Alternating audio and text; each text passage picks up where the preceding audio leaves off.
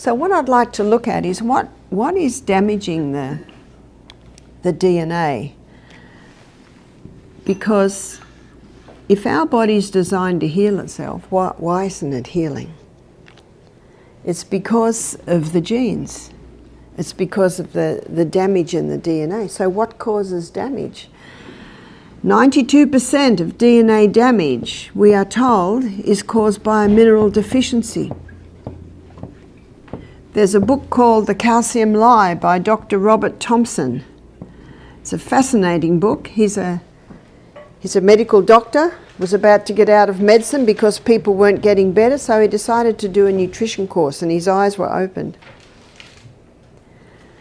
92% of DNA damage is caused by a mineral deficiency. What really opened Dr. Robert Thompson's eyes was that the food we eat today does not have the nutrients in it that it used to have. 80 years ago, it had twice as many nutrients as it has today. In fact, some figures are showing 80% more nutrients. And it's the mineral deficiency. So what causes the mineral deficiency? Well, if the soil's deficient, the plant's deficient, and the people that eat the plant will be deficient. So why is it deficient? Every step we should be asking why. It's because the same crops are grown year after year after year after year.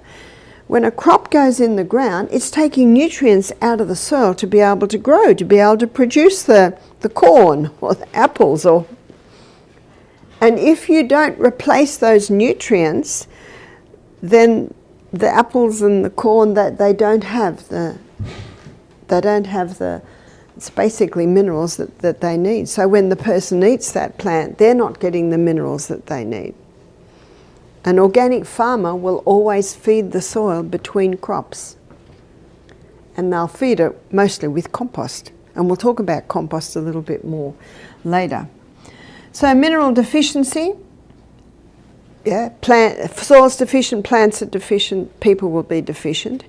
Let me give you an example. One organic tomato will give you 9 times the iron of a conventionally grown tomato, because organic farming feeds the soil so that the plant is nourished. But what's also happening is people are taking things that are leaching the minerals out. Caffeine. Caffeine does a couple of things. Caffeine disrupts the neurotransmitters in the brain, and we'll look at that a little bit more, I think, on the Wednesday lecture. And that's why people feel good when they have a cup of coffee, because it causes a crisis response. It disrupts the neurotransmitters. But what I specifically wanted to look at regarding minerals is it takes the minerals out, especially calcium and magnesium. And bones and teeth are deteriorating far too young today. Mineral deficiency is the caffeine's taking those minerals out. You see, it's a toxin to the body, and so the body gives it minerals to calm it down. But because it disrupts the neurotransmitters in the brain, it causes some damage in the DNA. So you can have a couple, both having a couple of cups of coffee a day, maybe a Coke. What do you have here? Dr. Pepper, maybe chocolate.